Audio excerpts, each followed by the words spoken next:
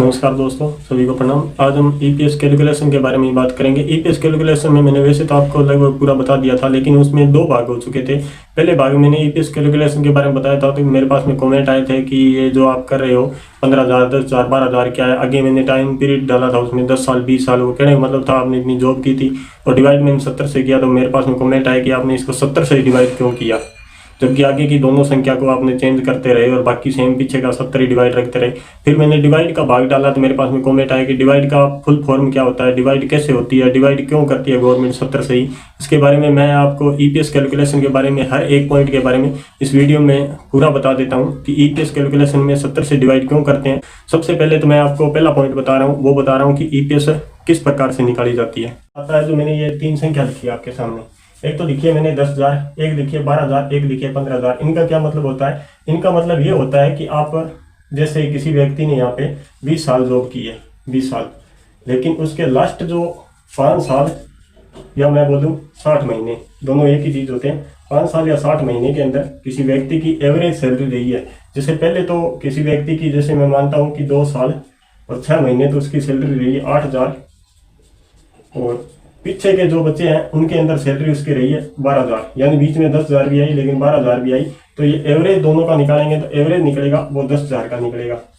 ये होता है एवरेज, क्योंकि 5 साल 60 महीने के कैलकुलेशन में अगर एवरेज 8 से 12,000 के बीच में रहे हैं तो वो एवरेज 10,000 आएगा। दूसरा मैंने फॉर्मूला बताया था आपको 12,000 का, यानी कि किसी व्यक्ति की सैलरी यहाँ पे 10,000 रुपये थी और 5 साल के अंदर चेंजिंग होते होते वो लगभग 14,000 या 15,000 के समथिंग गई, लेकिन उसका एवरेज जो आ रहा है ना 60 महीने का, क्योंकि एवरेज अगर इस साइड से 1 घटाएंगे तो इस साइड 1 प्लस भी होगा, और इस साइड से अगर 2 घटाएंगे तो इस साइड भी 2 प्लस होगा, यानी कहने का मतलब उसका एवरेज 12,000 रुपये का। या तीसरा अपने पास फॉर्मूला आता है 15,000 का। 15,000 का बेसिक फॉर्मूला इस प्रकार से आता है कि किसी व्यक्ति ने जब लास्ट के जो 5 साल या 60 महीने मैंने आपको बताया, इनके अंदर एवरेज सैलरी उस व्यक्ति की रही है जो 12,000 से स्टार्ट हुई थी और वो 18,000 तक रही है, तो इसके अंदर 15,000 रुपये जुड़ेंगे। और एक चीज मैं आपको और बता देता हूँ कि 15,000 रुपये मैक्सिमम जो ईपीएस की, अगर आपकी सैलरी शुरू के अंदर ही 15,000 रुपये है, ये 15,000 रुपये है, और आपने जब जॉब छोड़ दी है 20 साल करके और आपकी चाहे 25,000 रुपये यहाँ पे हो गई ना, 25,000 रुपये, तो भी एवरेज आपकी 15,000 ही मानी जाएगी। क्यों मानी जाएगी? जो ईपीएस करता है ना, ईपीएस वो करता है अपना 1,250 रुपये अधिकतम। अधिकतम कहने का मतलब आपकी सैलरी चाहे यहाँ पे 25,000 रुपये तक हो जाएगी ना, 25,000 रुपये तक, तो भी आपको यही कटेगा 1,250 रुपये, क्योंकि गवर्नमेंट ने जो 15,000 रुपये फिक्स कर रखा है कि 15,000 का 8.33% ईपीएस के अंदर जाएगा, जो 1,250 रुपये से होगा। अब अपना दूसरा पॉइंट आता है कि ये आपने 10 से क्यों डिवाइड किया, क्योंकि पहले पॉइंट में मैंने आपको बता दिया कि एवरेज सैलरी निकाली जाती है जो पिछले आप जॉब छोड़ने से, जैसे किसी व्यक्ति ने मैंने बताया यहाँ पे 20 साल जॉब की है, उस व्यक्ति ने 15 साल का कोई महत्व नहीं रखता है, क्योंकि 15 साल में जितनी सैलरी थी उसका कोई महत्व नहीं है। लेकिन पिछला जो 5 साल और 60 महीने का एवरेज है, वो मैंने आपको बताया कि उसमें 8,000 से लेकर 12,000 के बीच रही है, तो एवरेज 10 का आएगा, और 10 से लेके 15,000 के बीच में रही है तो एवरेज 12 का आएगा। और मैंने आपको बताया चाहे 15,000 से उसने स्टार्ट किया वो 25 तक पहुंच गया तो भी एवरेज 15 का माना जाएगा, क्योंकि मैक्सिमम जो पीएफ ईपीएस मैंने आपको बताया था ये 1,250 ही करता है। अब दूसरा आता है कि आपने 10 क्यों यहाँ पे डाला है, तो 10 का मैं आपको बता देता हूँ कि किसी व्यक्ति ने यहाँ पे जॉब की है, क्योंकि 9 साल 6 महीने, पहले आपने इसका समझ लेते हैं, 9 साल 6 महीने को कंप्लीट 10 साल माना जाता है। क्यों माना जाता है? क्योंकि ईपीएस जो फंड करता है ना, किसी व्यक्ति ने यहाँ पे 11 साल 5 महीने जॉब की है तो उसका 10 साल माना जाएगा। अगर वो 11 साल 6 महीने जैसे ही जॉब करता है तो वो माना जाएगा 12 साल, क्योंकि ईपीएस के अंदर जब भी आप 5 महीने तक जॉब करते हो तो पिछला साल काउंट होता है उसके अंदर। जैसे ही उसमें 6 महीने का पूरा ईपीएस डिपॉजिट हो जाता है, उसके बाद में नेक्स्ट साल आपका कंप्लीट माना जाता है, चाहे इसमें आपके 5 महीने बाकी पड़े हैं, लेकिन ये नेक्स्ट साल कंप्लीट माना जाएगा। ये मैंने टाइम पीरियड डाला था कि आपने जॉब कितनी की है। किसी व्यक्ति ने 10 साल जॉब किया या 12 साल किया या 15 साल किया, 20 साल किया, 25 साल किया, मैक्सिमम 35 साल तक आप इसके अंदर ईपीएस में डिपॉजिट होता है। मैक्सिमम मैंने आपको बता दिया, ये होता है टाइम पीरियड, आपने कितनी जॉब की है। अगर आपको पेंशन के बारे में जानना है कि मेरे को 58 साल की एज में कितनी पेंशन मिलेगी, तो ये चीज़ आपको मैंने फॉर्मूला बता दिया कि 35 साल तक मैक्सिमम आपने जितने साल जॉब की है उस साल को यहाँ पे डाल लेना, और आपकी लास्ट जो सैलरी मैंने एवरेज बताई थी उसको निकाल के यहाँ पे इंटू कर लेना, इंटू 10 से, या किसी ने 12 साल की 15 साल। अब आता है अपना तीसरा फॉर्मूला जो डिवाइड 70 क्यों करते हैं, इसके बारे में थोड़ा समझना पड़ेगा। इसके बारे में थोड़ा आगे मैं वीडियो में और बता देता हूँ। जो भी भाई कमेंट कर रहे थे कि आपने 70 से डिवाइड क्यों किया, तो 70 से डिवाइड करने का फॉर्मूला मैं आपको बता देता हूँ कि गवर्नमेंट 70 से डिवाइड क्यों करती है। और जो कमेंट कर रहे थे कि ये आपने मनमर्जी से इसको डिवाइड कर दिया, मनमर्जी से डिवाइड नहीं होता है, ये एक निश्चित संख्या होती है 70। 70 निश्चित संख्या इस प्रकार से होती है कि 70 से आप डिवाइड करोगे, उससे पहले आपको थोड़ा समझना पड़ेगा। मैंने आप 10,000 पे बताया था कि 10,000 8.33 बताया था आपको 8.33। आप 10,000 का 8.33 निकालोगे तो यहाँ पे 833 रुपये आएंगे। 833 रुपये, 833 रुपये एक महीने के हैं ये, एक महीने के। जब आप, मैंने आपको बताया था मैक्सिमम आपने मिनिमम जो है 10 साल कम से कम जॉब करनी पड़ती है, तब जाके आप ईपीएस के लिए पेंशन के लिए अप्रूवल होते हो। तो 833 इंटू 12 एक साल का कितना आएगा? 9,996 रुपये आपके एक साल के अंदर ईपीएस के अंदर डिपॉजिट हुए।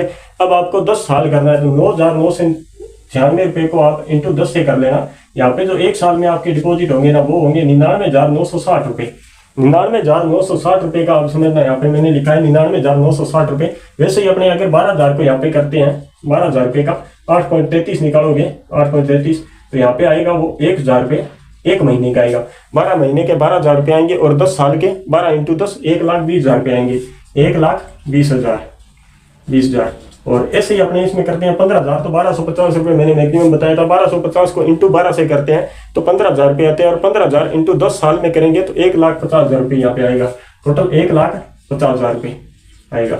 अब इसका समझना फॉर्मूला 70 से क्यों डिवाइड करते हैं उस चीज को। 70 से डिवाइड इसलिए करते हैं कि गवर्नमेंट एक साल की पेंशन अपने को एक साथ निकाल के देती है कि इसको अगले साल अपने को एक साल के अंदर इतनी पेंशन देनी है। जैसे इसको मैं डिवाइड करता हूँ, यहाँ पे क्या करता है गवर्नमेंट परसेंट निकालती है।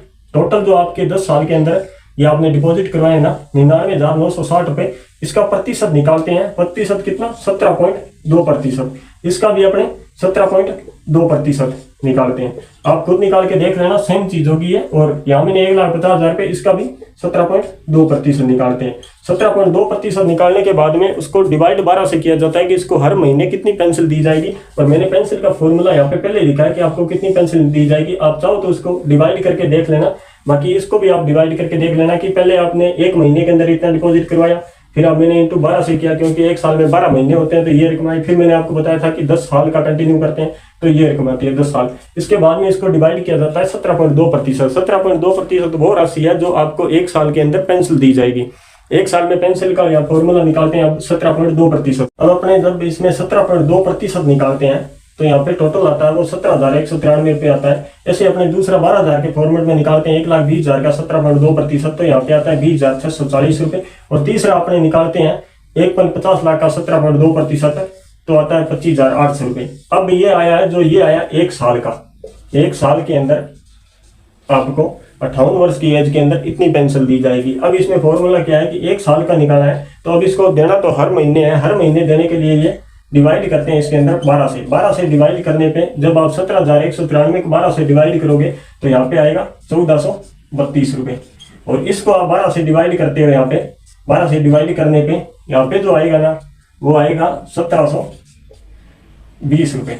और यहाँ पे जो डिवाइड करने पे आएगा ना 12 से डिवाइड करने के बाद में जो आएगा 2,150 रुपये। ये डिवाइड करने के बाद में आएगा। चाहो तो आप इसको डायरेक्ट कैलकुलेशन करके डिवाइड करके देख लेना, ये तीनों रकम आएगी। अब मैंने आपको पहले ही बताया था कि यहाँ पे पहले पेंशन निकाल लेना आप 10 साल की। यहाँ पे 1,428 रुपये आए हैं, 1,428 रुपये। यहाँ पे 1,432 रुपये आए हैं। ये 4 रुपये का अंतर क्यों आता है? 4 रुपये का अंतर ऐसे आता है कि ये जो पिछले अपनी जॉब की है 5 साल में, मैंने 5 साल और 60 महीने का तो आपको बताया था कि वहाँ पे तो अपने एवरेज निकाली जाती है, लेकिन नेक्स्ट जो 5 साल का होता है ना उसकी एवरेज ना निकालने के बदले यहाँ पे 17.2 फिक्स है, लेकिन 17.2 में से थोड़ा बहुत कम होता है। पॉइंट क्यों कम होता है? जो पीछे का 5 साल का होता है उस फॉर्मूले की वजह से ये थोड़ा कम होता है। और दूसरा मैंने यहाँ पे बताया था आपको 12,000 वाला, इसमें 1,720 रुपये यहाँ पे आए हैं और यहाँ पे 1,714 रुपये आए हैं, क्योंकि ये थोड़ा सा फॉर्मूला मैंने आपको कम बताया था। और 2,142 रुपये का मैंने आपको बताया था, यहाँ पे डिवाइड 12 से करने से 2,150 रुपये ये आया आपका एक महीने का, ये आया एक साल का, यानी कि नेक्स्ट साल आपको इतनी पेंशन दी जाएगी। दूसरा मैं बताऊं, इसके अंदर मैंने आपको टाइम पीरियड का बता दिया कि जैसे 6 महीने होते हैं नेक्स्ट साल कंप्लीट होता है, 5 महीने होते हैं तब तक पिछला साल काउंट किया जाता है। टोटल राशि और 17.2 से डिवाइड कर लेना और ये सेम ही आएगा। आज के लिए इतना ही, धन्यवाद।